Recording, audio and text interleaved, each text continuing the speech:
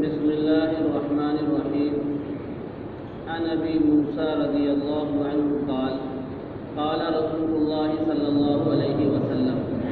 حضرت ابو موسیٰ اشعری رضی اللہ عنہ سے منقول ہے، اللہ کے رسول صلی اللہ علیہ وسلم نے ارشاد فرمایا، اس چیز کی مثال جس کے ساتھ اللہ نے مجھ کو بھیجا ہے، یعنی ہدایت اور علم میں سے، یعنی آپ نے ہدایت اور علم کی مثال بارش کے ساتھ دی، اور بارش کے ساتھ تشبیہ دی اور سمجھایا، اس لیے کہ مثال سے مسئلہ جلدی سمجھ میں آ جاتا ہے۔ ہمارے حضرت فرمایا کرتے تھے، تمثیل سے تفہیم میں تسہیل ہوتی ہے نا، تمثیل سے تفہیم میں تسہیل ہوتی ہے، یعنی مثال دینے سے مسئلے سمجھنے میں آسانی ہوتی ہے۔ تو آپ صلی اللہ علیہ وسلم نے بھی مثال دے دے کر سمجھایا، فرمایا جیسے بارش ہوتی ہے تو بارش تو ہر جگہ ہوتی ہے، اب زمین کا ایک ٹکڑا ایسا ہوتا ہے جو اچھا ہوتا ہے، وہ پانی کو قبول کر لیتا ہے، اور جو چیز بھی اس میں ڈالی جائے تو اس کو اگا دیتا ہے، گھاس اگاتی ہے یا کوئی چیز بوئی جائے تو وہ اگاتی ہے۔ اور ایک حصہ زمین کا ایسا ہوتا ہے جو پانی کو جذب تو نہیں کرتا لیکن روک لیتا ہے، یعنی پتھریلی علاقہ ہے اور گہرا ہے، وہ تو پانی کو اپنے اندر جذب نہیں کرتا لیکن پانی کو روک لیتا ہے، تب اس سے بھی لوگوں کو فائدہ ہوتا ہے، لوگ بھی پیتے ہیں، اپنے جانوروں کو پلاتے ہیں، کھیتی وغیرہ بھی کرتے ہیں اس سے سینچائی کر کے، یہ بھی ایک فائدہ مند چیز ہے۔ لیکن ایک ٹکڑا ایسا ہوتا ہے زمین کا، بالکل چٹیل میدان، اور اس میں ڈھال بھی ہوتی ہے، پانی رکتا بھی نہیں، تو نہ تو پانی کو جذب کیا، نہ پانی کو روکا، نہ کسی چیز کو اگایا۔ دیکھو بارش تو ہر جگہ ہوئی، لیکن اپنی اپنی صلاحیت کے اعتبار سے زمین نے اس بارش کو قبول کیا۔ اسی طریقے سے آپ صلی اللہ علیہ وسلم کے فرمانے کا مقصد ہے کہ میری بعثت تو ساری انسانیت کے لیے ہے، اور جو ہدایت لے کر آیا ہوں، جو علم لے کر آیا ہوں، سارے انسانوں کے لیے ہے۔ اب بعض لوگوں نے اس علم کو قبول کر لیا تو اس سے خود بھی فائدہ اٹھایا، دوسروں کو بھی فائدہ پہنچایا، جیسے زمین کا وہ حصہ جو پانی کو روک لیتا ہے یا جذب کر لیتا ہے، تو اس سے خود بھی فائدہ ہے اور دوسروں کو بھی کیا پہنچاتا ہے، فائدہ پہنچاتا ہے۔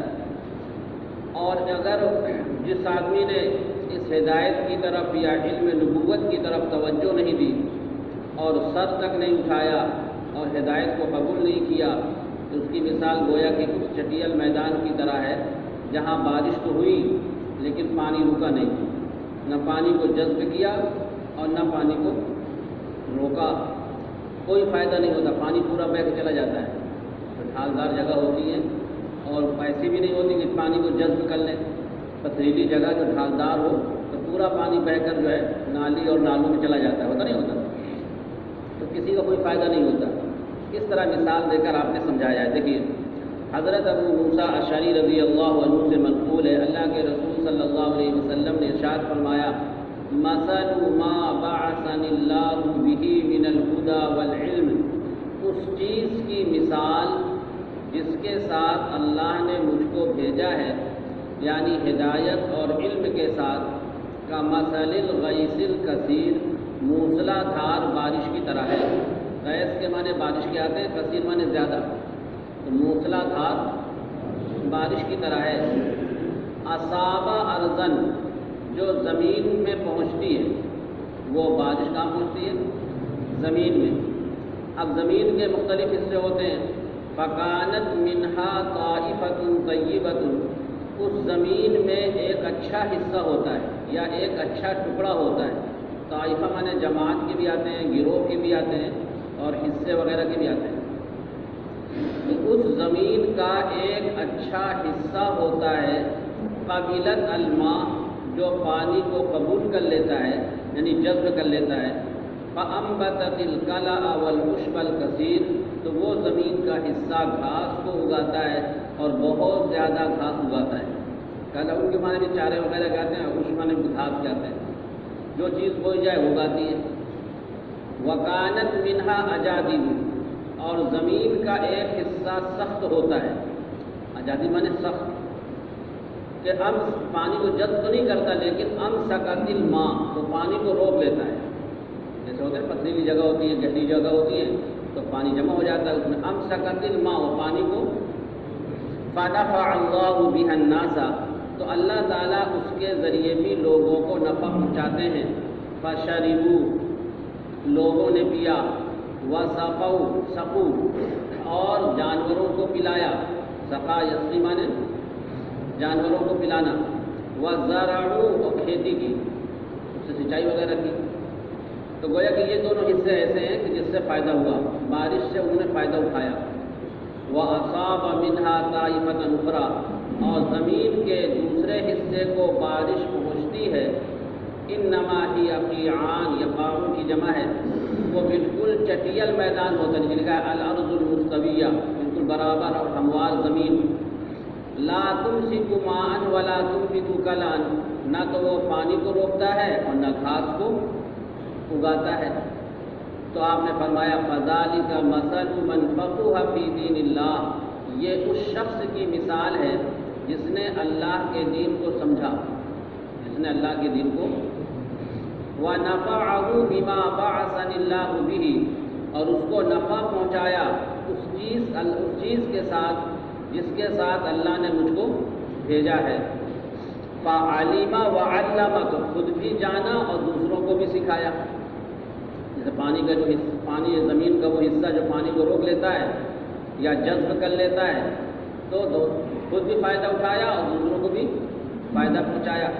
تو جو آدمی علم سیکھے اور دوسروں کو سکھائے، جیسے ائمہ کرام، مجتہدین، فقہاء، مسائل کا استنباط کیا، دوسروں کو نفع پہنچایا، یہ سب ان کی مثال ہے.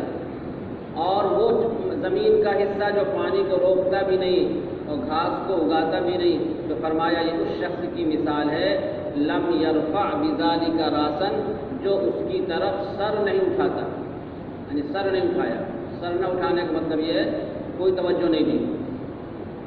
وَلَمْ يَقْبَلْ هُدَى اللَّهِ الَّذِي أُرْسِلْتُ بِهِ، اور اللہ کی اس ہدایت کو قبول نہیں کیا جس کے ساتھ مجھے بھیجا گیا ہے.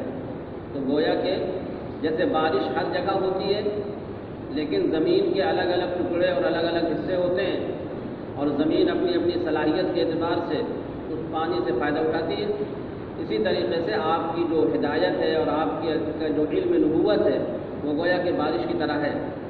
اب لوگوں کی الگ الگ صلاحیتیں ہیں، جس طرح لوگوں نے قبول کیا، فائدہ اٹھایا، فائدہ پہنچایا لوگوں کو، اور کچھ لوگ ایسے جنہوں نے ہدایت کو قبول نہیں کیا. تو گویا کہ آپ نے مثال دے کر اس بات کو سمجھایا کہ جیسے بارش ہر جگہ ہوتی ہے، ایسے ہدایت بھی میری کیا ہے، عام ہے. ہدایت بھی کیا ہے، کیونکہ آپ سارے انسانیت، سارے انسانوں کے نبی ہیں، بلکہ جناتوں کے بھی نبی ہیں. جناتوں نے بھی آپ پر ایمان قبول کیا ہے نا، اسلام لائے ہیں. تو اس لیے آپ نے فرمایا کہ جس شخص نے سر نہیں اٹھایا، وَمَن لَّمْ يَرْفَعْ بِذَلِكَ رَاسًا، جس شخص نے سر نہ اٹھانے کا مطلب توجہ نہیں دی اور اللہ کی اس ہدایت کو قبول نہیں کیا، أُرْسِلْتُ بِهِ، جس کے ساتھ مجھ کو بھیجا گیا ہے. چلیے، حضرت عائشہ رضی اللہ عنہا سے مروی ہے، انہوں نے فرمایا تلا رسول اللہ صلی اللہ علیہ وسلم، اللہ کے رسول صلی اللہ علیہ وسلم نے تلاوت کی اس آیت کریمہ کی کہ هو الذی انزل علیک الکتاب، اللہ وہ ہے جس نے آپ پر کتاب کو نازل کیا.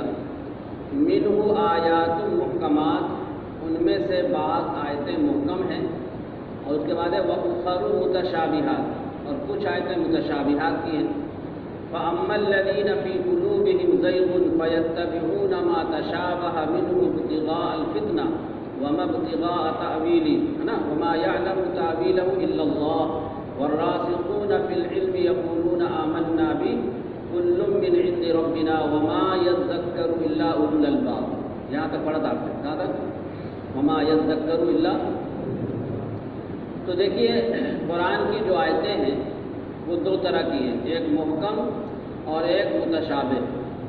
محکم کا مطلب ہوتا ہے، اور اکثر آیتیں ایسی ہی ہیں کہ جن کے الفاظ اور معنی دونوں واضح ہوں، یعنی مطلب جن کے وہ کہ لفظ بھی واضح ہے اور معنی بھی کیا ہے، واضح ہے، مقصود بھی واضح ہے، معنی مراد بھی واضح ہے. اور کچھ ایسی ہیں جن کے معنی ہی معلوم نہیں، جیسے حروف مقطعات، متشابہات میں دو قسمیں ہیں، ایک ایسی آیتیں یا ایسے الفاظ کہ جس کے معنی ہی معلوم نہیں ہے، اس کو کہیں گے متشابہ مطلق، یعنی مطلق متشابہات، جیسے حروف مقطعات الف لام میم، الف لام را، طاسین، اس کے معنی ہی نہیں معلوم۔ اور ایک کچھ آیتیں ایسی ہیں کہ جن کے معنی تو معلوم ہیں لیکن مراد نہیں معلوم، جیسے ہے الرحمن علی العرش استوى، ترجمہ تو آپ کر دیں گے کہ رحمان عرش پر مستوی ہو گیا، اب کیا مراد ہے اس کا؟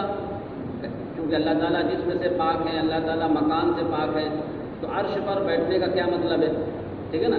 ایسی ید اللہ، اللہ کا ہاتھ، وجہ اللہ، اللہ کا چہرہ، تو ترجمہ تو آپ کر دیں گے اللہ کا ہاتھ، لیکن کیا مراد ہے اس سے؟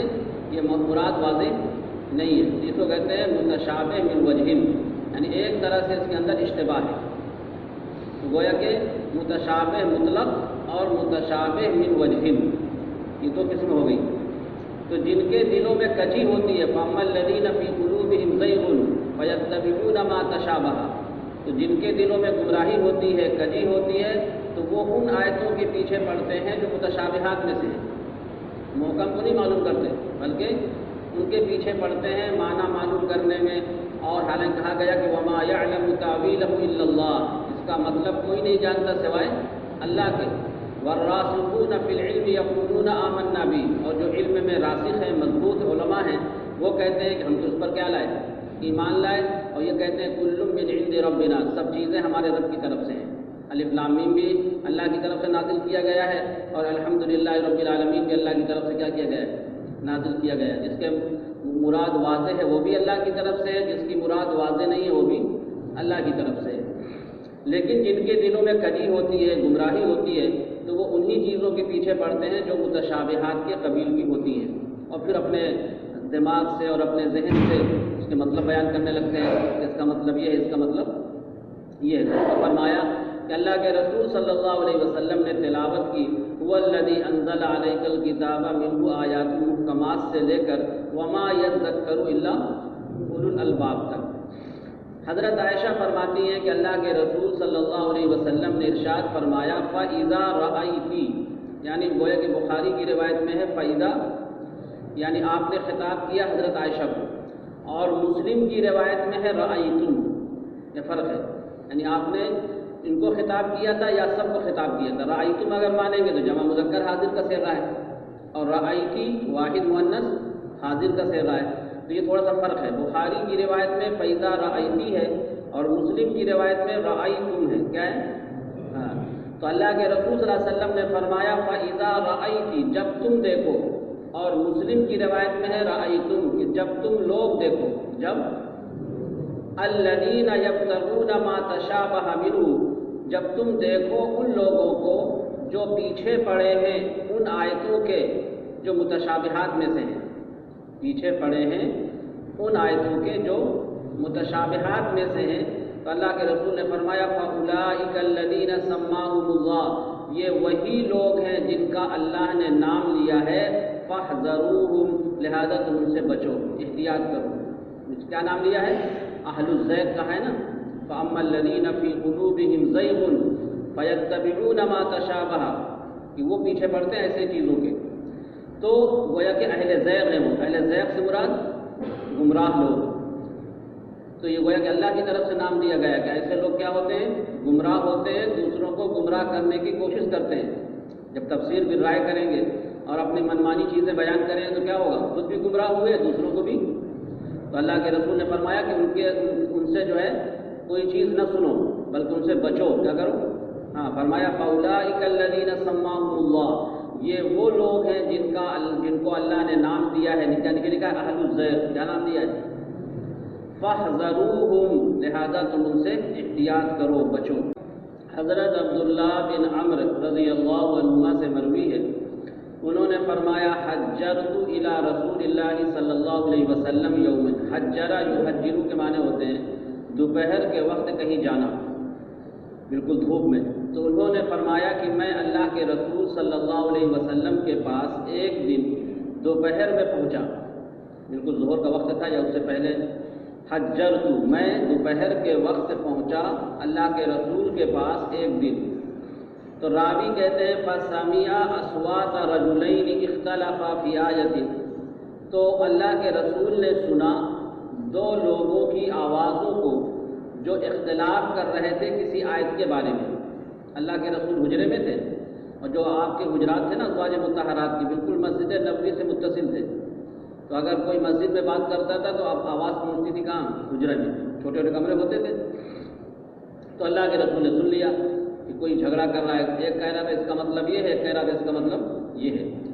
تو فَسَمِعَ أَصْوَاتَ رَجُلَيْنِ، تو آپ نے سنا دو لوگوں کی آواز اختلافا، جو اختلاف کر رہے تھے، بحث کر رہے تھے کسی آیت کے بارے میں.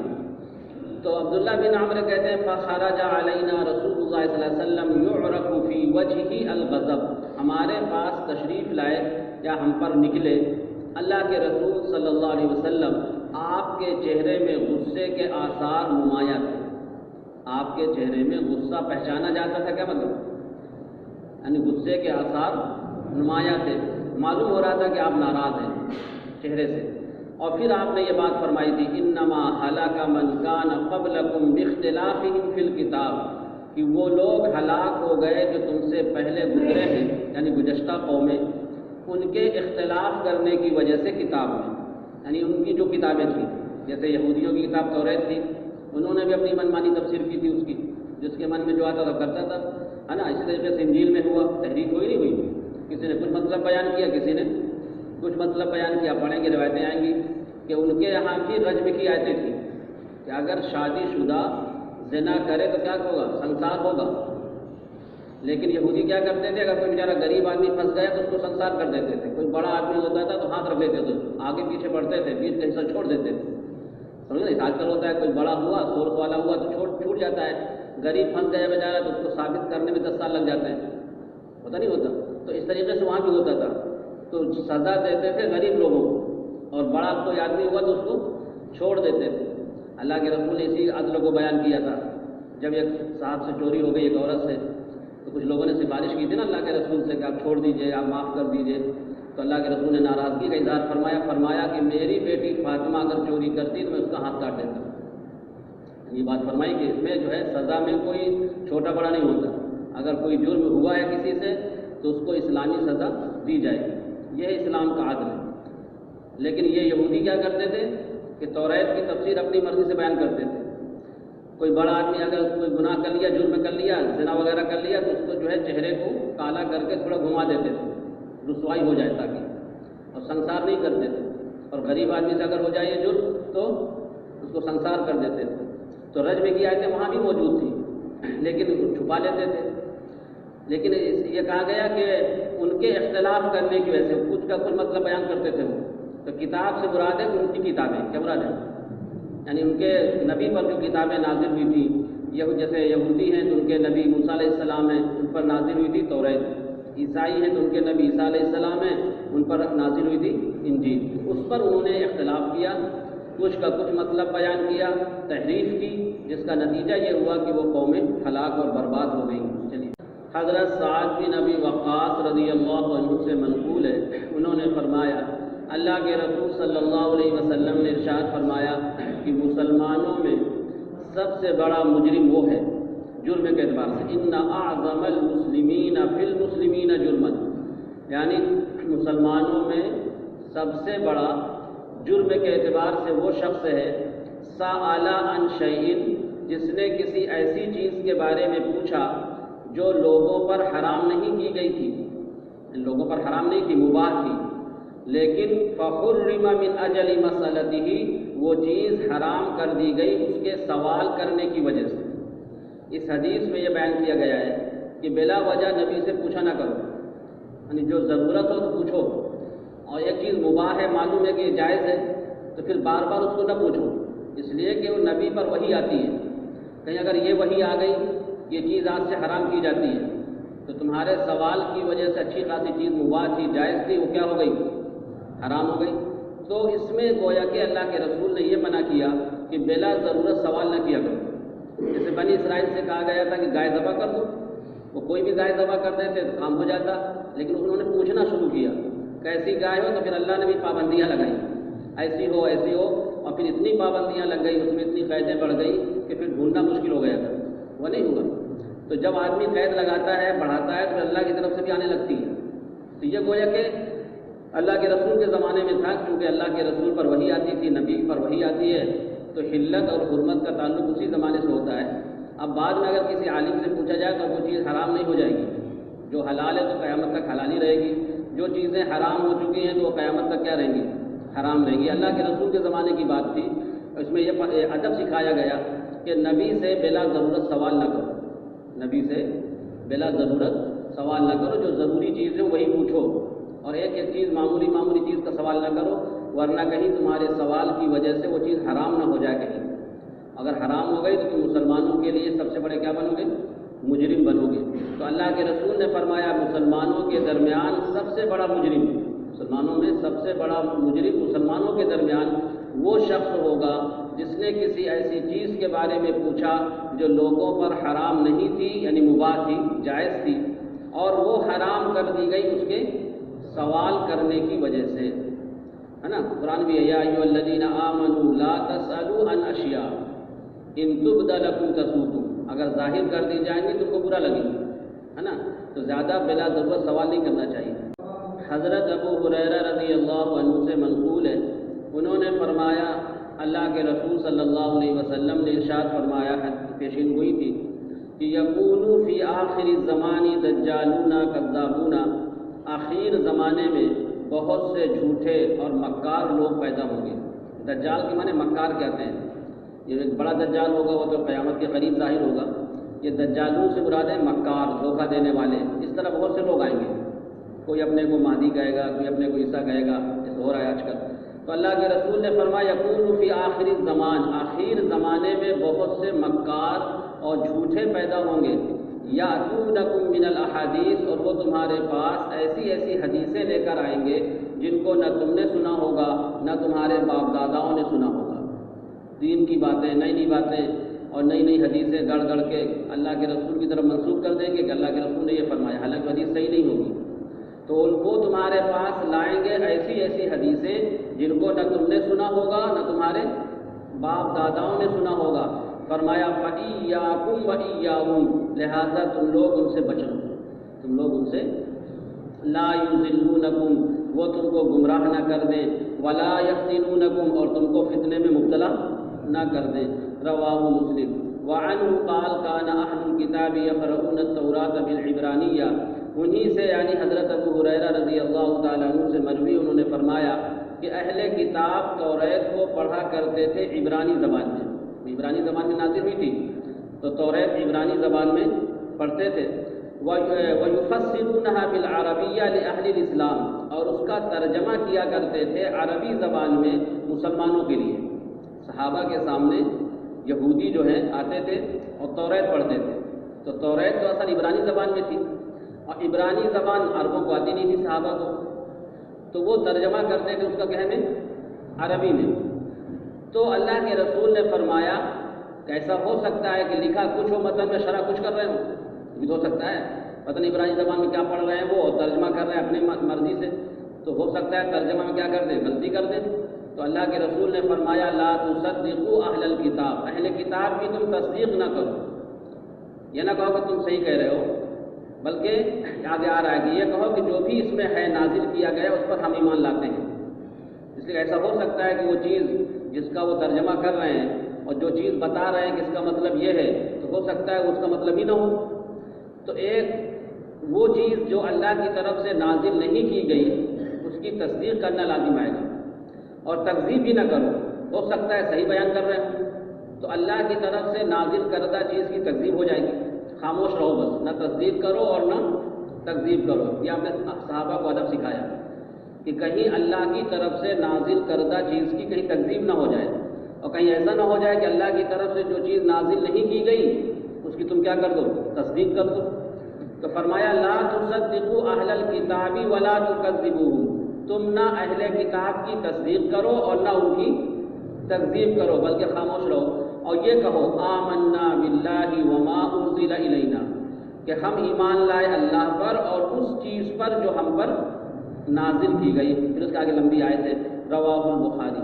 وعنہ قال قال رسول اللہ صلی اللہ علیہ وسلم، انہی سے مروی ہے کہ اللہ کے رسول صلی اللہ علیہ وسلم نے ارشاد فرمایا کفا بالمرء کذبا ان یحدث بکل ما سمع، کسی انسان کے جھوٹا ہونے کے لیے کافی ہے کہ وہ ہر سنی سنائی بات کو بیان کر دے، یعنی تحقیق نہ کرے. اسی طریقے سے میسج وغیرہ آتے رہتے ہیں، اس میں بہت سی چیزیں آتی رہتی ہیں دین کی مسئلے وغیرہ کی، تو جب تک تحقیق نہ ہو اس کو آگے نہیں بھیجنا چاہیے. اگر واقعی صحیح بات ہے تو آگے بھیج دیجیے، اور اگر وہ کوئی ایسی چیز ہے جس میں آپ کو خود شک ہے کہ پتہ نہیں یہ حدیث ہے کہ نہیں ہے اور یہ صحیح مسئلہ ہے یا نہیں ہے، تو اس کو آگے نہیں بھیجنا چاہیے، ورنہ آپ بھی اس میں شمار ہو جائیں گے، ہے نا. تو فرمایا کفا بالمرء کذبا، انسان کے جھوٹا ہونے کے لیے کافی ہے کہ وہ ہر سنی سنائی بات کو کیا کر دے، بیان کر دے. اس میں یہ سکھایا گیا ادب کہ تحقیق کرنا چاہیے، یہ بات صحیح ہے یا صحیح نہیں ہے. جب تحقیق سے بات معلوم ہو جائے کہ واقعی یہ حدیث ہے، واقعی اللہ کے رسول کا قول ہے، تب اس کو بیان کرنا چاہیے. حضرت عبداللہ بن مسعود رضی اللہ عنہ سے منقول ہے اللہ کے رسول صلی اللہ علیہ وسلم نے ارشاد فرمایا ما من نبی بعثہ اللہ فی امتہ، نہیں ہے کوئی نبی جن کو اللہ نے بھیجا ہے اس کی امت میں مجھ سے پہلے، یعنی بہت سے نبی آئے مجھ سے پہلے، تو مطلب اس کا ترجمہ اس طرح بھی کر سکتے ہیں کہ جس نبی کو اللہ نے بھیجا ہے ان کی امت میں مجھ سے پہلے، الا کان لہ فی امتہ حواریون، تو ان کی امت میں ان کے کچھ مددگار ہوتے تھے. حواری کی جمع حواریون ہے، اس کے معنی ہیں ناصر، مددگار. واصحاب، اور کچھ رفقا ہوتے تھے، یعنی ہر نبی پر کچھ نہ کچھ ایمان لانے والے تھے نا، تو وہی ان کے مددگار ہوتے تھے، وہی ان کے رفقا ہوتے تھے. تو یہ ہر نبی کے ساتھ ہوا ہے. فرمایا نہیں ہے کوئی نبی ایسا، نہیں ہے کوئی نبی جس کو اللہ نے اس کی امت میں بھیجا ہو مجھ سے پہلے، مگر اس کے لیے اس کی امت میں کچھ مددگار ہوتے تھے، کچھ وہ اصحاب اور کچھ رفقا ہوتے تھے. یاخذون بسنتہ، وہ اس نبی کی طریقے کو اپناتے تھے، کیونکہ ان کے سامنے زندگی ہوتی تھی نبی کی، تو وہ اختیار کرتے تھے اس کے طریقے کو. وَيَقْتَدُونَ بِأَمْرِهِ، اور پیروی کرتے تھے اس نبی کے حکم کی، جن چیزوں کو کرنے کا کہا کر کیا، جن سے رکنے کے لیے کہا ان سے رکے، یہ اقتدا ہے، تو پیروی کرتے تھے. اب جب نبی دنیا سے چلے جاتے تھے اور یہ لوگ بھی دنیا سے چلے جاتے تھے، نئی نسل آئی، تو اب انہوں نے نبی کو تو دیکھا نہیں تھا، تو پھر بگڑ جاتے تھے. تو کہتے ہیں ثم انہا تخلف من بعدہم خلوف، پھر ان کے بعد ایسے جانشین پیدا ہوتے تھے. یہ خلف کی جمع خلوف، لام کے سکون کے ساتھ اگر پڑھیں گے تو اس کا مطلب ہوتا ہے نالائق جانشین، اور اگر خلف پڑھیں گے لام کے فتح کے ساتھ تو اس کی جمع بھی اخلاف، جیسے سلف کی جمع اسلاف، تو خلف کی جمع اخلاف، تو اس کے معنی ہوتے ہیں اچھا جانشین. تو آج قرآن میں خود ہے فَخَلَفَ مِن بَعْدِهِمْ خَلْفٌ أَضَاعُوا الصَّلَاةَ وَاتَّبَعُوا الشَّهَوَاتِ فَسَوْفَ يَلْقَوْنَ غَيًّا، ہے نا. تو یہ خلف ہے لام کے سکون کے ساتھ، تو اس سے مراد ہوتا ہے برا جانشین، جو اپنے پیشوا اور اپنے جس کا جانشین ہوا ہے اس کے طریقے کے مطابق نہ چلے تو اس کو کہتے ہیں برا جانشین. تو یہ جو ہے خلوف جو ہے یہ خلفن کی جمع ہے. تو فرمایا کہ پھر ان کے بعد ایسے لوگ پیدا ہوتے تھے کہ یقولون ما لا یفعلون، کہ وہ کہتے تھے وہ چیزیں جن کو خود نہیں کرتے تھے، یعنی بلا عمل واحد ہوتے تھے.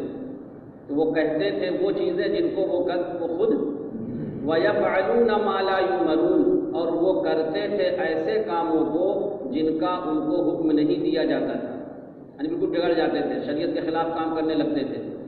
اب ایسے لوگوں سے جو مقابلہ کرے، جہاد کرے، فرمایا فَمَنْ جَاهَدَهُمْ بِيَدِهِ فَهُوَ مُؤْمِنٌ، تو جس شخص نے ان لوگوں سے مقابلہ کیا اپنے ہاتھ سے تو وہ مومن ہے. ایسے بگڑے ہوئے لوگوں سے مراد ہے کہ جو برائی میں مبتلا ہو گئے. تو جیسے ایک حدیث ہے نا من رأى منكم منکرا فلیغیرہ بیدہ، اسی مفہوم کی روایت ہے یہ. فإن لم يستطع فبلسانہ فإن لم يستطع فبقلبہ وذلک اضعف الایمان، یہ حدیث ہے نا کہ کوئی آدمی منکر دیکھے تو اگر قدرت حاصل ہو تو ہاتھ سے روک دینا چاہیے، اتنے کا اندیشہ نہ ہو تو ہاتھ سے روک دے، اور اگر فتنے کا اندیشہ ہے تو زبان سے سمجھا دیں کم سے کم، اور زبان سے بھی نہیں سمجھا سکتا تو کم سے کم دل سے تو برا جانے، اور یہ ایمان کا سب سے کمزور درجہ ہے، اس کے بعد پھر ایمان کا درجہ نہیں رہتا۔ کیوں؟ اس لیے کہ آدمی منکر کو منکر بھی نہ جانے، برائی کو برائی بھی نہ جانے، پھر ایمان کہاں ہے؟ اس لیے اسی مفہوم کی روایت یہ بھی ہے کہ جو لوگ بگڑ گئے اور جنہوں نے نبی کا زمانہ نہیں دیکھا، اب وہ شریعت کے خلاف عمل کرنے لگے، تو ایسے لوگوں سے جو آدمی مقابلہ کرے گا اپنے ہاتھ سے تو وہ مومن ہے، اور جو ان سے مقابلہ کرے اپنی زبان سے تو وہ بھی کیا ہے؟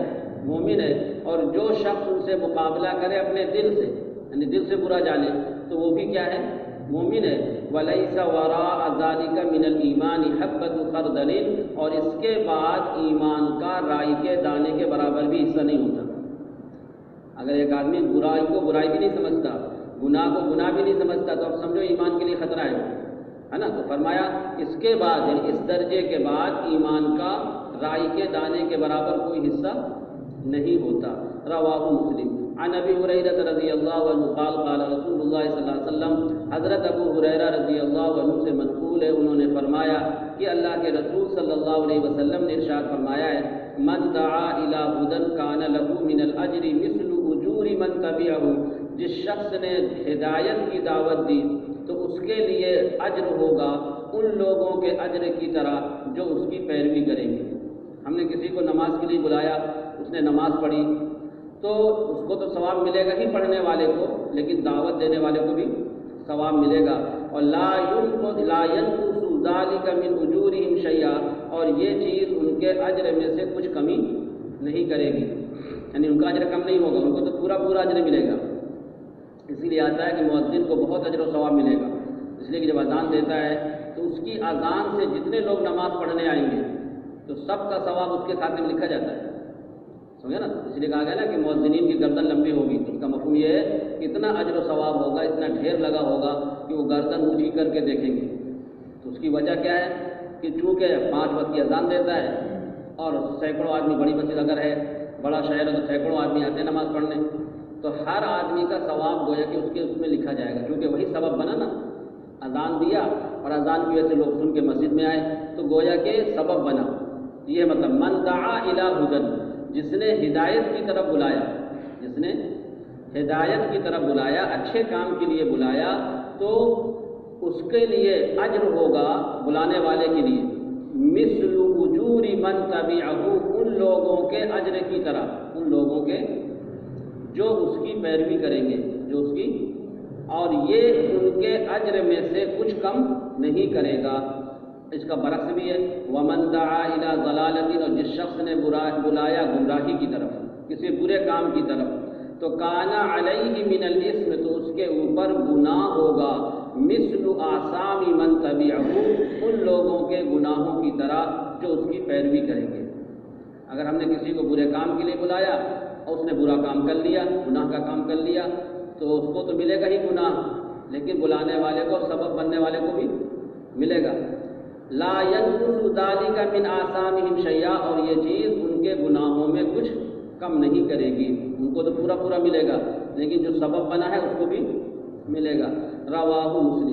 انہی سے یعنی حضرت ابو ہریرہ رضی اللہ عنہ سے منقول ہے، اللہ کے رسول صلی اللہ علیہ وسلم نے ارشاد فرمایا، بدأ الاسلام غریبا، اسلام کی ابتدا ہوئی ہے۔ ایک بدا یبدو بھی پڑھ سکتے ہیں بغیر حمزہ کے، اس کے معنی ہوتے ہیں ظاہر ہونا۔ یہ اسلام ظاہر ہوا ہے اجنبی ہونے کی حالت میں۔ جب اسلام دنیا میں آیا تھا تو کوئی اس کو پہچانتا نہیں تھا، گنے چنے لوگ تھے جو اسلام لائے تھے، ہے نا؟ عورتوں میں حضرت خدیجہ تھی، مردوں میں صدیق اکبر تھے، بچوں میں حضرت علی تھے، اور غلاموں میں حضرت زید بن حارثہ تھے۔ یہ گنے چنے لوگ تھے۔ پھر اس کے بعد دھیرے دھیرے تعداد بڑھی ہے، تو کہتے ہیں کہ اسلام کی جو ابتدا ہوئی تھی اس کو بدا بھی پڑھا گیا ہے اور بدعا بھی پڑھا گیا ہے، دونوں پڑھا گیا ہے۔ اگر بدعا پڑھیں گے حمزہ کے ساتھ تو اس کے معنی ہوگی ابتدا کی، اسلام کی ابتدا ہوئی، اور بدا یبدو پڑھیں گے تو اس کے معنی ہوں گے ظاہر ہونا۔ مفہوم دونوں کا ایک ہی ہے کہ اسلام کا ظہور ہوا اجنبی ہونے کی حالت میں کہ کوئی پہچانتا نہیں تھا اس کو، وَسَيَعُودُ كَمَا بَدَا، یا بدا، اور عنقریب وہ ہو جائے گا جیسا کہ ابتدا میں تھا۔ آخر زمانے میں بھی اچھے لوگ سب دنیا سے چلے جائیں گے اور بہت کم تعداد بچے گی مسلمانوں کی، گنے چنے لوگ بچیں گے. تو فرمایا فطوبی للغرباء، تو مبارکباد ہے اور خوشخبری ہے ان اجنبیوں کے لیے. غریب کی جمع غرباء، یعنی مطلب یہ کہ جنہوں نے شروع میں اسلام کا ساتھ دیا تھا، جب گنے چنے لوگ تھے اور اس وقت آزمائش کا دور تھا، تو اس وقت جن لوگوں نے اسلام کا ساتھ دیا، یا بعد میں جو آخر زمانے میں جو اسلام کا ساتھ دیں گے، ان کے لیے آپ نے فرمایا فطوبی للغرباء، کہ ان اجنبیوں کے لیے جو اسلام کا ساتھ دے چکے ہیں یا اسلام کا ساتھ آئندہ دیں گے، ان سب کے لیے کیا ہے؟ خوشخبری ہے، اور وہ لوگ قابل مبارکباد ہیں. تو گویا کہ جیسے اسلام شروع میں تھا، ایسے عنقریب بعد میں بھی ہو جائے گا کہ لوگ تعداد کم ہو جائے گی. یہ قیامت کے قریب ہوگا، تعداد بہت کم رہ جائے گی. رواہ مسلم. حضرت ابو ہریرہ رضی اللہ عنہ سے منقول ہے، انہوں نے فرمایا اللہ کے رسول صلی اللہ علیہ وسلم نے ارشاد فرمایا کہ ایمان سمٹ جائے گا مدینہ کی طرف جیسا کہ سانپ سمٹ جاتا ہے اپنے سوراخ کی طرف. جیسے سانپ ہے نا، چھوٹے سوراخ میں داخل ہو جاتا ہے، ایسی گویا کہ ایمان بھی سمٹ جائے گا. اور ایک روایت میں تو ہے بین المسجدین، یعنی اس سے مراد ہے مسجد حرام اور مسجد نبوی. تو مکہ اور مدینہ گویا کہ دونوں مراد ہیں. تو گویا کہ اس وقت ایمان جو ہوگا، قیامت کے قریب قریب جو حالات بہت خراب ہوں گے. تو ایک حدیث میں آیا کہ دجال ہر جگہ پہنچ جائے گا، لیکن مکہ اور مدینہ میں نہیں داخل ہو پائے گا. وہاں فرشتے متعین ہوں گے، وہ کوشش کرے گا بار بار اندر داخل ہونے کی، لیکن فرشتے اس کو واپس کریں گے. تو گویا کہ وہیں تعداد ہوگی محدود، اور بقیہ سب جگہ حالات خراب ہوں گے، اور جو ہوں گے وہ شہید ہو جائیں گے، بڑی بڑی جنگیں ہوں گی. تو فرمایا ان الایمان لا یعرض الی المدینہ، ایمان سمٹ جائے گا مدینہ کی طرف جیسا کہ سانپ سمٹ جاتا ہے اپنے سوراخ کی طرف. وہی مراد ہے کہ آخر زمانے میں اسلام کو ماننے والے اور مسلمانوں کی تعداد بہت کم ہوگی، اور پھر قیامت آئے گی جب جو ہے سب لوگ ختم ہو جائیں گے اور کوئی باقی نہیں رہے گا اللہ اللہ کہنے والا، اور سب جو ہے برے لوگ ہی دنیا میں بچیں گے، انہیں پر قیامت قائم ہوگی. یہ متفق علیہ ہے. اور صاحب مشکات کہتے ہیں، میں القریب ذکر کروں گا، حضرت ابو ہریرہ کی ایک روایت ہے، ضروری ما ترکتکم کو کتاب المناسک میں جو حج کا بیان ہے، اور حضرت معاویہ اور حضرت جابر کی دو حدیثیں ہیں، لا یزال من امتی ولا یزال طائفۃ من امتی، اس کو بیان کیا جائے گا اس امت کے ثواب کے باب میں انشاءاللہ تعالی. یہ بالکل آخری میں ہے باب ثواب ہذہ الامہ. تو یہ دونوں حدیثیں وہاں آئیں گی جو آپ پڑھیں گے. اس مفہوم کی روایت پیچھے بھی آپ پڑھ چکے ہیں کہ فرشتے آئے تھے اور اللہ کے رسول کے سامنے باتیں اس طرح کر رہے تھے تاکہ آپ سن لیں اور پھر آپ امت کو بتائیں. تو حضرت ربیہ جرشی رضی اللہ عنہ سے مروی ہے، انہوں نے فرمایا اتی یا نبی اللہ صلی اللہ علیہ وسلم، اللہ کے نبی صلی اللہ علیہ وسلم کے پاس فرشتے آئے. اتیا کہتے ہیں آیا گیا، مطلب اللہ کے نبی کے پاس فرشتے آئے. فقیل لہ، تو آپ سے کہا گیا لتنم عینک، چاہیے کہ آپ کی آنکھیں سوئیں اور آپ کے کان سنیں اور آپ کا دل سمجھے. مطلب آپ آنکھیں بند کر دیجئے، کان سنتے رہیں اور دل سمجھے. تو لتنم عینک، آپ کی آنکھیں سوئیں اور آپ کے کان سنیں، یہ لام امر ہے. ولیعقل قلبک، اور آپ کا دل سمجھے. قال، تو آپ نے فرمایا فنامت عینیہ، میری دونوں آنکھیں سو گئیں. وسمیعت اذنایا، میرے دونوں کان سن رہے ہیں، سنا مطلب سن رہے ہیں. وعقل قلبی، اور میرا دل سمجھ رہا ہے.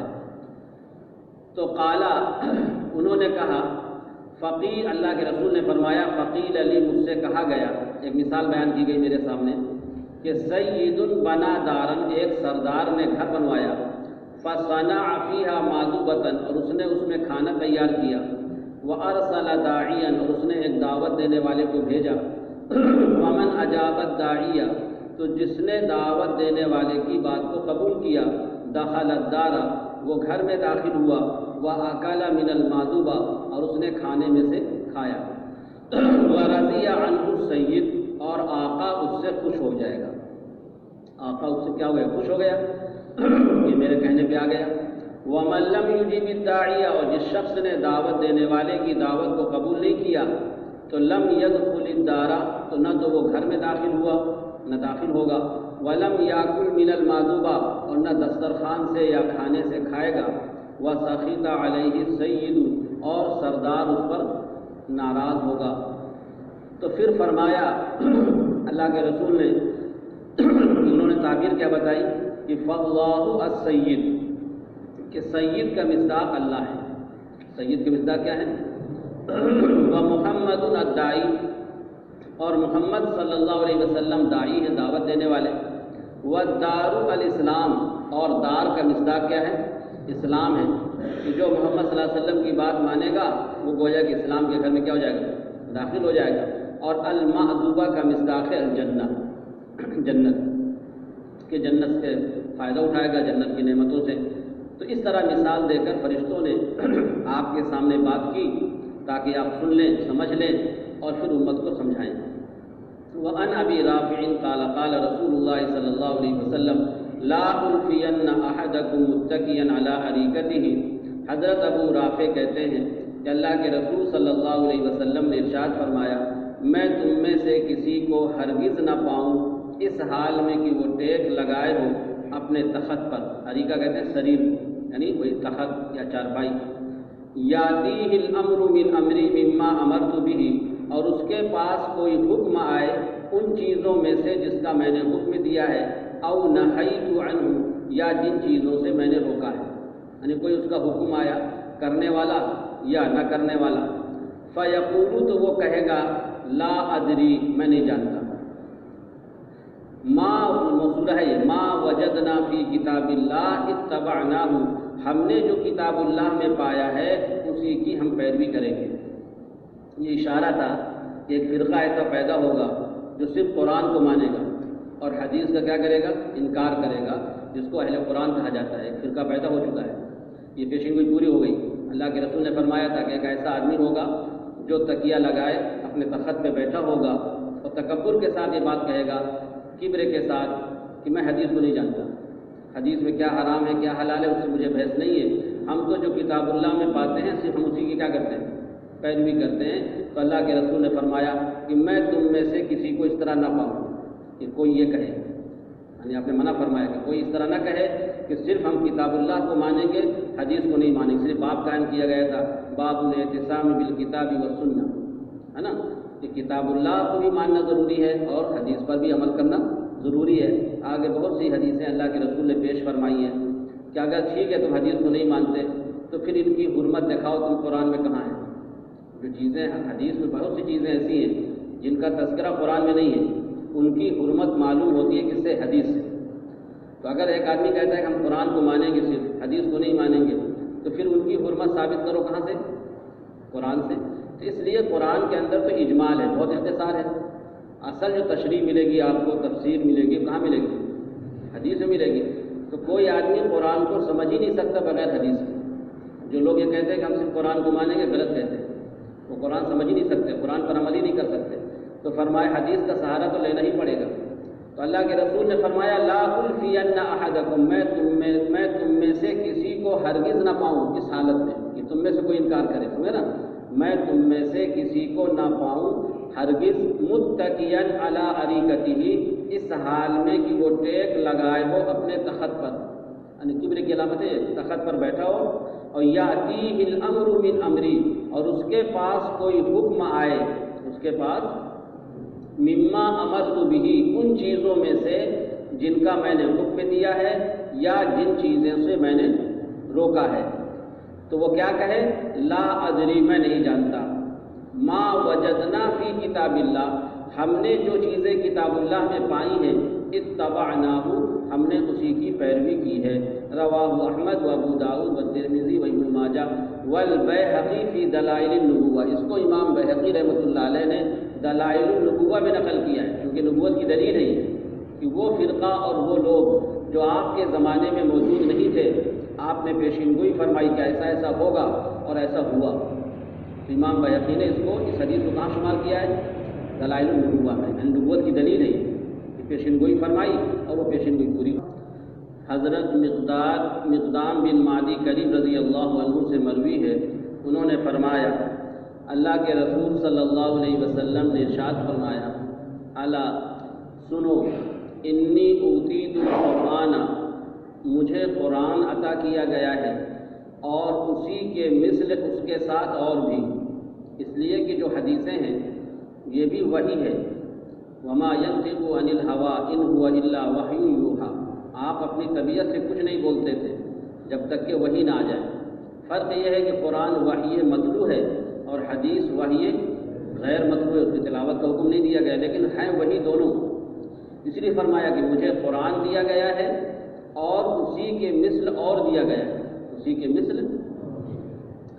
الا سنو، حرف تنبیہ ہے، الا حرف تنبیہ، یوشک رجل شبعان علی اریکتہ، قریب ہے کہ ایک شخص آسودہ ہوگا اور اپنے تخت پہ بیٹھا ہوگا۔ آدمی جب اللہ تعالیٰ نواز دیتے ہیں کسی کو، تبھی اس کو سوچتی اس طرح کی باتیں، ہے نا۔ غریب آدمی جو ہے کمانے میں لگا رہتا ہے، اس کو پیٹ بھرنا ہی مشکل ہوتا ہے۔ یہ نئے نئے فتنے جو پیدا کرتے ہیں نا، وہ پیدا کرتے ہیں جو مالدار ہوتے ہیں۔ تو فرمایا کہ وہ آدمی ایسا ہوگا کہ شبعان، پیٹ بھرا ہوگا اس کا، یعنی آسودہ ہوگا، اور اس کو اللہ نے مال دیا ہوگا، علی اریکتہ، اور اپنے تخت پہ کیا ہوگا، بیٹھا ہوگا ٹیک لگا کر، یقول، اور وہ کہے گا علیکم بہذا القرآن، تم لازم پکڑو اس قرآن کو، تم لازم پکڑو، ہاں مطلب یہ کہے گا کہ صرف قرآن کافی ہے۔ فما وجدتم فیہ من حلال فاحلوا، تو جو تم پاؤ قرآن میں حلال تو اس کو حلال سمجھو، وما وجدتم فیہ من حرام فحرموا، اور جو تم پاؤ اس میں حرام تو اس کو حرام سمجھو۔ اور گویا کہ حدیث کی کوئی ضرورت نہیں ہے، یہ گویا کہ فتنہ پیدا کرے گا، یہ اس طریقے سے فتنہ پیدا ہوگا کہ دعویٰ بہت اچھا ہے، قرآن کو لازم پکڑو، قرآن کافی ہے ہمارے لیے، تو تم لازم پکڑو اس قرآن کو، تم لازم پکڑو۔ ہاں، فما وجدتم فیہ من حلال، تو جو تم پاؤ قرآن میں حلال تو اس کو حلال سمجھو، اور جو تم پاؤ حرام تو اس کو حرام سمجھو۔ وَإِنَّمَا حَرَّمَ رسول اللہ صلی اللہ علیہ وسلم كَمَا حَرَّمَ اللہ، حالانکہ وہ چیزیں جن کو اللہ کے رسول صلی اللہ علیہ وسلم نے حرام کیا ہے وہ ایسے ہی ہیں جیسا کہ اللہ نے حرام کیا، یعنی جس طریقے سے قرآن میں کوئی چیز حرام ہے تو اس سے بچنا ضروری ہے، اسی طریقے سے اللہ کے رسول نے جن چیزوں کو حرام کیا ہے ان سے بچنا بھی کیا ہے، ضروری ہے۔ بہت سی چیزیں ایسی ہیں جو حدیث متواتر سے ان کی حرمت ثابت ہے، اور تواتر سے جو چیز ثابت ہو اس سے یقینی علم حاصل ہوتا ہے، قطعی علم حاصل ہوتا ہے، اور جیسے قرآن کا منکر کافر ہوتا ہے تو حدیث متواتر کا منکر بھی کیا ہوتا ہے، کافر ہوتا ہے۔ یہ بات الگ ہے کہ حدیث کو کہتے ہیں کہ حدیث سے جو ثابت ہوتا ہے وہ ظنی ہوتا ہے، وہ حدیث اس کے بارے میں جو ضعیف ہیں یا حدیث واحد قریب ہیں، لیکن جو حدیث متواتر ہیں یا حدیث مشہور ہیں ان سے جو حکم ثابت ہوگا اس کا حکم ایسا ہی ہوگا جیسے قرآن سے کیا ہوا، قرآن کا حکم ہوتا ہے۔ اس لیے فرمایا کہ وہ چیزیں جن کو اللہ کے رسول نے حرام کیا ہے وہ ایسے ہی ہیں جیسا کہ اللہ نے کیا کیا، حرام کیا۔ اب جو ہے یہاں سے ان چیزوں کی حرمت کو بیان کیا جا رہا ہے، اللہ کے رسول بیان کر رہے ہیں کہ جن کا ثبوت حدیث سے تو ہے لیکن قرآن میں ان کا کہیں تذکرہ نہیں ہے۔ فرمایا دیکھو، الا سنو، لا یحل لکم الحمار الاہلی، تمہارے لیے پالتو گدھا حلال نہیں ہے۔ ہم نے پڑھا ہوگا، پڑھیں گے ثانی میں کہ پالتو گدھے کا گوشت حلال تھا، غزوہ خیبر کے موقع پر اللہ کے رسول نے اس کو حرام کیا ہے۔ جو پالتو گدھا ہوتا ہے اس کا گوشت پہلے جائز تھا، لوگ کھاتے تھے، لیکن غزوہ خیبر میں اللہ کے رسول نے اس کو کیا کر دیا، حرام کر دیا۔ تو اب کہنا چاہتے ہیں کہ ٹھیک ہے، پالتو گدھے کا گوشت حرام ہے، اب اس کی حرمت تم قرآن میں دکھاؤ، کہیں تذکرہ نہیں ملے گا قرآن میں پالتو گدھے کا گوشت کا۔ تو اس لیے کہا، یہ کہنا کہ ہم صرف قرآن کو مانیں گے اور قرآن میں جو چیزیں حرام ہیں صرف انہی کو ہم مانیں گے، انہی سے بچیں گے، تو فرمایا ایسا کہنا صحیح نہیں ہے، اس لیے کہ بہت سی چیزیں ایسی ہیں جن کو اللہ کے رسول نے حرام کیا ہے اور ان کا تذکرہ قرآن میں نہیں ہے، اس لیے قرآن بھی ضروری ہے اور حدیث بھی ضروری ہے، تبھی دین مکمل ہوگا۔ فرمایا الا سنو، لا یحل لکم الحمار الاہلی، تمہارے لیے جائز نہیں ہے پالتو گدھا، ولا کل ذی ناب من السباع، اور نہ ہر قسم کا درندہ۔ ذی ناب من السباع کہتے ہیں درندوں، وہ جانور جو دانتوں سے شکار کرتے ہیں، جیسے شیر ہے، چیتا ہے، بھیڑیا ہے، کتا ہے، بلی وغیرہ، یہ سب اس میں شامل ہیں، جو شکار کرتی ہے نا دانتوں سے، تو ان کا گوشت حرام ہے۔ اس کا تذکرہ بھی آپ کو قرآن میں کہیں نہیں ملے گا، کہ درندوں کا گوشت حرام ہے. خنزیر وغیرہ کا تذکرہ تو ہے قرآن میں، لیکن درندوں کا تذکرہ نہیں ہے. تو نہیں حلال ہے درندوں کا گوشت، نہیں حلال ہے. یہ وہ چیزیں بیان کی جا رہی ہیں کہ جن کی حرمت حدیث سے ثابت ہے اور قرآن میں ان کا کہیں تذکرہ نہیں ہے. دیکھیے تیسری چیز کیا ہے، ولا لقطۃ معاہد، عہد والے کافر کا لقطہ جائز نہیں ہے. لقطہ کہتے ہیں وہ سامان جو گرا پڑا مل جائے. اب اسلامی ملک ہے، وہاں مسلمان بھی رہتے ہیں کافر بھی رہتے ہیں، تو جو کافر عہد کر کے رہتا ہے اس کو کہتے ہیں معاہد. کیا کہتے ہیں؟ جس کو کہتے ہیں ذمی، اس کو ذمی بھی بولتے ہیں. تو جیسے مسلمان کا لقطہ جائز نہیں ہے، ایسے ذمی کا لقطہ بھی جائز نہیں ہے. بلکہ اس کا حکم یہ ہمیں پڑھا ہوگا فقہ کی کتابوں میں کہ اگر قیمتی چیز ہو تو اس کا اعلان کرنا چاہیے اور انتظار کرنا چاہیے کہ مالک آ جائے. اب اگر مالک نہیں آتا تو پھر اگر خود ضرورت مند ہے تو خود استعمال کر لے، ورنہ کسی کو صدقہ کر دے. 1 سال تک کی بات آئی، اگر قیمتی سامان ہے تو 1 سال تک انتظار کرے. کیا کرے؟ تو یہ جائز نہیں. اور ذمی کافر کا لقطہ جائز نہیں ہے کہ آپ اس کو استعمال کر لیں بغیر اطلاع کے. ٹھیک ہے نا؟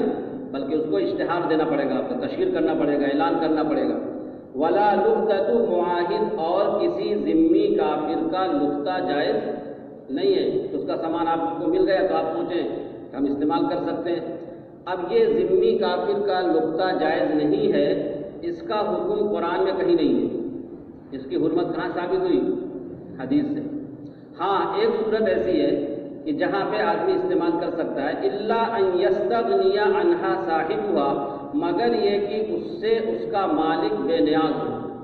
بے نیاز ہونے کا مطلب یہ ہے کہ بہت معمولی درجے کی چیز ہے وہ، اور ایسی چیز ہے کہ آدمی عام طور سے اس چیز کی طرف توجہ نہیں دیتا. جیسے مثال کے طور پہ کسی کی جیب سے آج کل کے اسلام جس کو 1 روپے گر گئے، تب 1 روپے کی کوئی اہمیت نہیں ہے. یا اس زمانے میں کھجور وغیرہ ہوتے تھے، کسی کی ایک کھجور گر گئی، اب کھجور کو کون تلاش کرے گا؟ ایک کھجور بہت ہی کنجوس آدمی وہ تلاش کرے گا، ہے نا. یا کسی کی جیب میں مونگ پھلی پڑی تھی، 1-2 گر گئی، یا ٹافی گر گئی، تب کوئی تلاش کرے گا اس کو. تو یہ ہے ایسی چیزیں ہیں کہ جن کی آدمی کو ضرورت نہیں ہوتی. تو اب اس میں اشتہار کی بھی ضرورت نہیں ہے، اعلان کرنے کی بھی ضرورت نہیں ہے.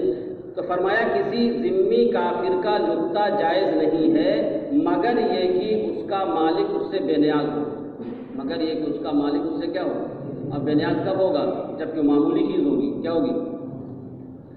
اور ایک حکم یہ بھی تھا، دیکھو ومن نزل بقوم، اور جو کسی قوم کے پاس مہمان بنے. نزل من اترنے کہتے ہیں، مراد مہمان بننا، کہ جو مسلمان کسی قوم کا کیا بنے؟ مہمان بنے، تو ان پر لازم ہے، یعنی میزبان پہ لازم ہے ان یقروہ، کہ اس کی ضیافت کریں. اس کی کیا کریں؟ اور فإن لم یقروہ، اور اگر وہ ضیافت نہ کریں تو اس مہمان کے لیے جائز ہے ان یعقبہم بمثل قراہ، کہ وہ اپنی ضیافت کے بقدر ان سے زبردستی لے لیں. اب یہ حکم ایک جگہ تو یہ ہے کہ لا یحل، کسی غیر کا مال جائز نہیں ہے بغیر اس کی رضامندی کے. حدیث ہے نا، کسی غیر کا مال بغیر اس کی رضامندی کے جائز نہیں ہے. اور یہاں کہا جا رہا ہے کہ اگر میزبان دعوت نہ کرے، کچھ کھلائے پلائے نہ، تو زبردستی تم لے سکتے ہو اس سے اپنے کھانے کے بقدر. تو اب یہ حکم جو ہے قرآن میں کہیں نہیں ہے. یہ حکم کہیں ہے قرآن میں، بلکہ حدیث سے ثابت ہو رہا ہے. اب اس کا کیا مطلب ہے؟ ایک طرف تو یہ حدیث ہے کہ غیر کا مال جائز نہیں ہے. اس کا اصل میں حکم یہ ہے کہ یہ مضطر کی حالت پر ہے، عام حالات میں نہیں ہے. ایک آدمی اتنا بھوکا ہے کہ اس کی جان جانے کا اندیشہ ہے، اور میزبان اتنا کنجوس ہے، کچھ دے نہیں رہا کھانے کو، تو مہمان زبردستی اس کے مال میں سے لے سکتا ہے اپنی جان بچانے کے لیے. اس لیے کہ اضطراری حالت میں تو حرام چیزیں جائز رہتی ہیں نا. مردار کھانا تک جائز ہے، اگر شراب پینا تک جائز، اگر پانی نہیں ہے اور پیاس سے اس کی جان جا رہی ہے تو اتنی شراب پی سکتا ہے جس سے اس کی جان بچ جائے. ایسی بھوک سے اتنا بےتاب ہو رہا ہے، قرآن میں اس کا حکم آیا ہے تو کہ مرنے کا اندیشہ ہے، جان جانے کا اندیشہ ہے، تو مردار کو بھی کھا سکتا ہے اتنی مقدار میں جس سے اس کی جان کیا ہو جائے؟ بچ جائے. تو گویا کہ اس کو محمول کریں گے اضطراری حالت پر کہ مہمان سخت بھوکا تھا اور میزبان اس کو کچھ کھانے پینے کو نہیں دے رہا، تو ایسی صورت میں اس کے لیے اس سے زبردستی لینا جائز ہے جان بچانے کے لیے. ٹھیک ہے نا.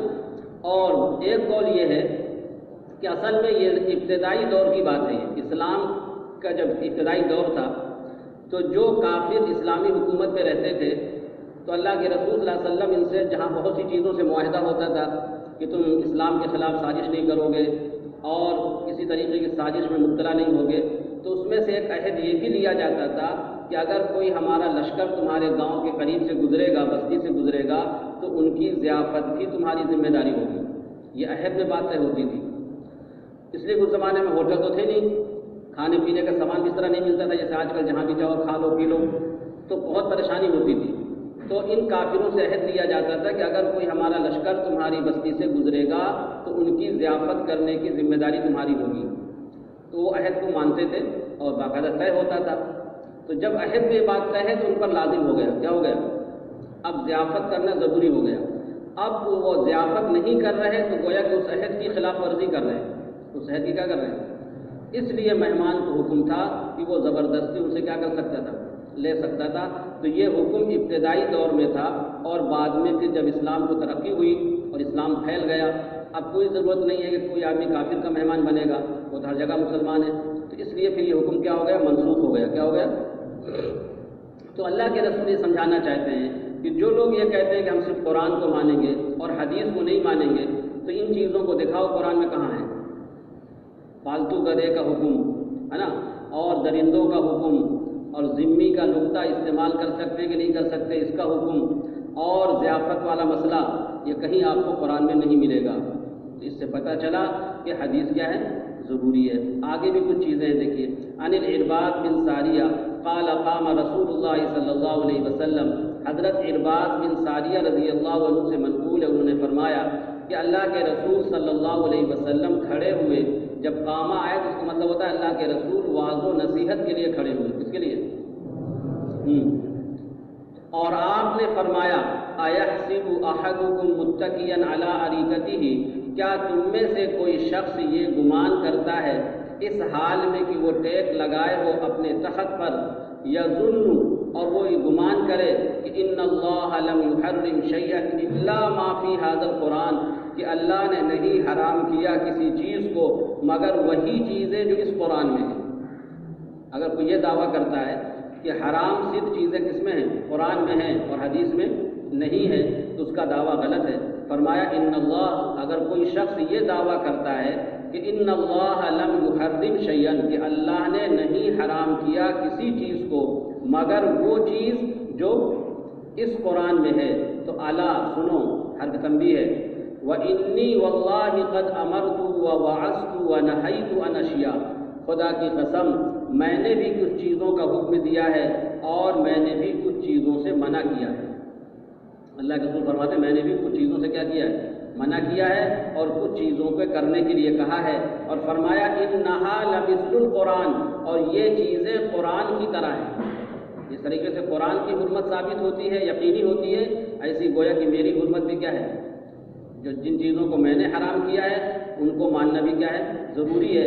اور فرمایا او اکثر، بلکہ ان کی تعداد زیادہ ہے۔ جو چیزیں حدیث سے ثابت ہے نا، جن کی حرمت حدیث سے ثابت ہے، ان کی تعداد اگر آپ شمار کریں تو ان کی تعداد کیا ہوگی؟ زیادہ ہوگی۔ قرآن میں تو بہت مختصر چیزیں آئی ہیں، جیسے حرمت علیکم المیتۃ والدم ولحم الخنزیر وما اہل لغیر اللہ بہ، ہے نا، فمن اضطر غیر باغ ولا عاد۔ تو یہ جو ہے 4-5 چیزیں ہیں جن کو بیان کیا گیا ہے، کہیں اور بھی بیان کیا گیا ہے، شراب وغیرہ کو بیان کیا گیا ہے۔ تو وہ اگر آپ قرآن کو دیکھیں گے تو اس میں بہت مختصر تعداد ہے، اور حدیث میں اگر آپ دیکھیں گے تو محرمات کی بہت لمبی تعداد آپ کو مل جائے گی۔ اس لیے کہا گیا کہ او اکثر، او یہاں پہ بل کے معنی میں ہے، یعنی ان کی تعداد بہت زیادہ ہے، ان کی تعداد جو حدیث سے جن کی حرمت ثابت ہوتی ہے۔ اب اس میں بھی دیکھو چیزیں بیان کی اللہ کے رسول نے کہ وَإِنَّ اللَّهَ لَمْ يُحِلَّ لَكُمْ، اللہ نے نہیں حلال کیا تمہارے لیے کہ تم داخل ہو جاؤ اہل کتاب کے گھروں میں الا بِإِذْنٍ، مگر اجازت سے، یعنی بغیر اجازت کے اہل کتاب کے گھر میں بھی داخل ہونا جائز نہیں ہے۔ قرآن میں ہے نا، یہ تو اپنے مسلمانوں کے بارے میں یا ایھا الذین آمنوا لا تدخلوا بیوتا غیر بیوتکم حتی تستأنسوا، یہاں تک کی اجازت لے لو، یہ تو مسلمانوں کے بارے میں ہے۔ لیکن لوگ یہ سمجھتے تھے کہ یہ ذمی کافر ہیں، ہمارے ماتحت ہیں، لہذا ہم جیسا چاہیں ان کے ماتحتوں کے ساتھ کر سکتے ہیں، بغیر اجازت کے گھر میں داخل ہو جائیں، بغیر اجازت کی ان کی عورتوں کو مارے پیٹیں یا پھل ناحق طریقے سے کھا لیں۔ پہلے ہوتا تھا اس طرح، زمانہ جاہلیت میں اپنے ماتحتوں کی ہر چیز کو جائز سمجھتے تھے وہ، ہے نا، ان کے گھر میں چلے جائیں، ان کی عورتوں کی آبرو ریزی کریں، یہ سب زمانے جاہلیت میں ہوتا تھا۔ تو اس لیے آپ نے فرمایا کہ اسلام میں اس کی اجازت نہیں ہے، جو ہمارے ماتحت بن کے رہتے ہیں تو ان کے ساتھ وہی معاملہ کیا جائے گا جو مسلمانوں کے ساتھ کیا جاتا ہے نا، جیسے مسلمان کی جان مال عزت آبرو محفوظ ہے، ایسی ذمی کی بھی جان مال عزت آبرو سب کیا ہے، محفوظ ہے۔ اب یہ ذمی کا جو حکم ہے وہ آپ کو کہیں قرآن میں نہیں ملے گا، کہاں ملے گا؟ حدیث میں ملے گا۔ تو فرمایا ان اللہ لم یحل لکم، اللہ نے تم لوگوں کے لیے حلال نہیں کیا کہ تم لوگ داخل ہو جاؤ اہل کتاب کے گھروں میں الا باذن، بغیر اجازت کے، ولا ضرب نسائہم، اور نہیں حلال کیا تمہارے لیے ان کی عورتوں کو مارنا پیٹنا۔ یہ مطلب یہ جائز نہیں ہے کہ ہمارے ماتحت ہیں تو جیسے چاہے کریں، ولا ضرب نسائہم، اور نہ ان کی عورتوں کو مارنا پیٹنا، ولا اکل ثمارہم، اور نہ ان کے پھلوں کا کھانا۔ بغیر اجازت کے ہم باغ میں گھس گئے اور سوچے کہ ہمارے ماتحت ہیں کچھ نہیں کریں گے ہمارا، تو ولا اکل ثمار، یہ ظلم ہوگا، کیا ہوگا؟ تو فرمایا ان کے پھلوں کا کھانا بھی جائز نہیں ہے۔ کب؟ اذا اعطوکم الذی علیہم، جب وہ تم کو دے وہ چیز جو ان پر واجب ہے۔ لیکن لکھا جزیہ، جو جزیہ طے کیا گیا ہے، وہ جس آج کل کا وہ اصطلاح میں ٹیکس، جو ٹیکس حکومت طے کر دیتی ہے کہ یہ ٹیکس ان کو دینا پڑے گا سال میں یا مہینے میں، تو وہ ٹیکس اگر ادا کر رہے ہیں تو اب ان کی حکومت کی ذمہ داری ہے کہ ان کی جان مال عزت آبرو کی کیا کریں گے، حفاظت کریں گے، ٹھیک ہے نا۔ تو جب وہ اپنا حق ادا کر رہے ہیں تو اب ہمارے بھی ذمہ داری ہے کہ ہم ان کی جان اور مال اور سب کی کیا کریں، حفاظت کریں۔ تو اذا اعطوکم، جب وہ تم کو دیں وہ چیز جو ان کے اوپر کیا ہے، واجب ہے، یعنی ٹیکس وغیرہ۔ تو اب دیکھیے ذمہ کا جو حکم ہے یہ قرآن میں کہیں آپ کو نہیں ملے گا، یہ ساری چیزیں کہاں ملیں گی؟ حدیث میں ملیں گی۔ اس کو نقل کیا ہے ابو داؤد رحمۃ اللہ علیہ نے، اور ان کی سند میں ایک راوی آئے ہیں اشعث بن شعبہ المصیصی، قد تکلم فی، ان کے بارے میں کلام ہے۔ وعنہ قال صلی بنا رسول اللہ صلی اللہ علیہ وسلم ذات یوم، انہی سے یعنی حضرت عرباض بن ساریہ رضی اللہ عنہ سے مروی، انہوں نے فرمایا کہ ہم لوگوں کو اللہ کے رسول صلی اللہ علیہ وسلم نے نماز پڑھائی ذات یوم، ایک دن، ثم اقبل علینا بوجہہ، اور پھر آپ ہماری طرف متوجہ ہوئے چہرے کے ساتھ، مطلب ہماری طرف چہرہ کیا، فوعظنا موعظۃ بلیغۃ، اور آپ نے ہم کو ایک بلیغ اور مؤثر نصیحت کی۔ بلیغ کا مطلب ہوتا ہے مؤثر، جو دل پہ اثر کرے۔ تو آپ نے ہم کو ایک مؤثر نصیحت کی، ایسی نصیحت کی ذرفت منہ العیون، آنکھوں سے آنسو بہنے لگے، ووجلت منہ القلوب، اور دل ڈرنے لگے۔ ایسا واعظ تھا وہ، اور ایسی نصیحت تھی، ایسی تقریر تھی وہ کہ دل ڈرنے لگے تھے، اور آنکھوں سے کیا ہو گیا تھا، آنسو جاری ہو گئے تھے۔ فقال رجل یا رسول اللہ، تو ایک شخص نے عرض کیا اللہ کے رسول، کأن ہذہ موعظۃ مودع، گویا کہ یہ رخصت کرنے والے کا واعظ و نصیحت ہے۔ آپ نے ایسی ایسی چیزیں فرمائی تھی کہ لوگ سن کر سمجھ گئے تھے کہ آپ جلدی ہی دنیا سے جانے والے ہیں۔ تو فرمایا یہ گویا کہ یہ ایک رخصت کرنے والے کی نصیحت ہے، جیسے رخصت کرنے والا اپنے چھوٹوں کو نصیحت کرتا ہے نا کہ یہ کام کرنا، یہ کام سے بچنا۔ تو فرمایا کأن ہذہ موعظۃ مودع، گویا کہ یہ رخصت کرنے والے کی کیا ہے، نصیحت ہے۔ فاوصینا، لہذا ہم کو اور وصیت کر دیجئے، نصیحت کر دیجئے۔ تو آپ نے فرمایا تھا اوصیکم بتقوی اللہ، میں تم کو وصیت کرتا ہوں اللہ سے ڈرنے کی، اللہ کے تقوی کی، والسمع والطاعہ، اور بات سننے کی اور بات ماننے کی۔ اگر تمہارے اوپر حاکم کوئی بن جائے، سربراہ، تو اس کی بات سنو اور اس کی اطاعت کرو۔ وَإِن كَانَ عَبْدًا حَبَشِيًّا، اگرچہ وہ کوئی حبشی غلام ہو، یعنی حاکم حبشی اس لیے کہا کہ حبشہ کے لوگ عام طور سے کالے ہوتے ہیں، بدصورت ہوتے ہیں، مطلب شکل و صورت بھی اچھی نہیں ہے اور غلام بھی ہے، تب بھی جو ہے اس کی کیا کرو، اطاعت کرو اور اس کی بات کو سنو۔ اگر وہ باتفاق رائے تمہارا حاکم بن گیا ہے، یہ اسلامی حکومت کے سربراہ کے بارے میں ہے اسلامی حکومت کا جو سربراہ بن جائے تو اس کی کیا کرنا چاہیے؟ اطاعت کرنا چاہیے اور اس کی بات کو سننا چاہیے. معمولی باتوں پر بغاوت کرنا یا اس کے خلاف علم بغاوت بلند کرنا یہ جائز نہیں ہوتا. اتحاد کو باقی رکھنے کے لیے سب چیزیں گواہ رکھی گئی کہ اتحاد تو کم سے کم باقی رہے گا، اور اگر معمولی باتوں پہ آدمی جو ہے بغاوت کرے گا تو اتحاد نہیں باقی رہے گا اور پھر حکومت کا نظام بھی نہیں چل پائے گا. تو اس لیے فرمایا کہ بات کو سنو اور بات کو مانو، اگرچہ وہ حبشی غلام ہو. فَإِنَّهُ مَن يَعِشْ مِنكُم بَعْدِي، بے شک جو شخص میرے بعد زندگی گزارے گا. آپ نے فرمایا جو شخص میرے بعد زندگی گزارے گا فَسَيَرَىٰ اخْتِلَافًا كَثِيرًا، وہ بہت زیادہ اختلاف دیکھے گا. ان قریب وہ بہت زیادہ کیا دیکھے گا؟ آپس میں بہت اختلاف ہوئے. تو آپ نے فرمایا ایسے موقع میں فَعَلَيْكُمْ بِسُنَّتِي، تم لازم پکڑو میری سنت کو، وَسُنَّتِ الْخُلَفَاءِ الرَّاشِدِينَ الْمَهْدِيِّينَ، اور خلفائے راشدین مہدیین کے طریقے کو. سمجھے نا؟ آپ نے فرمایا میری سنت کو لازم پکڑو اور خلفائے راشدین کے طریقے کو لازم پکڑو. تمسکوا بها، اس کو مضبوطی سے پکڑو. وعضوا علیہا بالنواجذ، اور دانتوں سے پکڑ لو. یہ تاکید ہے. اور تمسکوا مانے خود ہوتا ہے مضبوطی سے پکڑنا، اور عضوا علیہا بالنواجذ مانے دانت سے پکڑ لو. جو چیز دانت سے پکڑی جاتی ہے تھوڑا مضبوط طریقے سے پکڑ لو. وَإِيَّاكُمْ وَمُحْدَثَاتِ الْأُمُورِ، اور تم لوگ بچو نئی چیزوں سے. دین میں بہت سے لوگ نئی چیزیں شروع کریں گے، تم لوگ بچو نئی چیزوں سے. فَإِنَّ كُلَّ مُحْدَثَةٍ بِدْعَةٍ، بے شک ہر نئی چیز بدعت ہے. ہر نئی چیز کیا ہے؟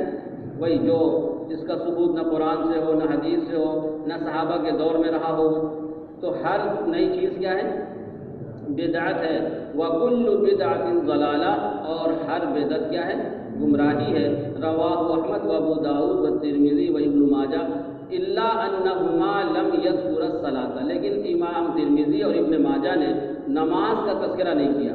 یہاں پہ یہ تھا نا کہ صلی بنا رسول اللہ صلی اللہ علیہ وسلم، اللہ کے رسول نے ہم کو نماز پڑھائی، پھر اس کے بعد خطبہ دیا. دوسری روایتوں میں وضاحت ہے کہ یہ نماز عصر کی تھی. کیا کی نماز تھی؟ عصر کی نماز تھی. اور عصر کے بعد آپ نے طویل خطبہ دیا تھا جس میں بہت سی باتیں آپ نے فرمائی تھیں، اور ایسا محسوس ہو گیا تھا صحابہ کو کہ گویا کہ آپ ہم کو رخصت کرنے والے ہیں. تو ابن ماجہ اور ترمذی کی روایت میں صلاۃ کا تذکرہ نہیں ہے، بلکہ اس میں یہ ہے کہ اللہ کے رسول نے خطبہ دیا. کیا دیا؟ یعنی نماز پڑھنے کا تذکرہ نہیں ہے. باقی دوسری چیزوں میں ہے. بس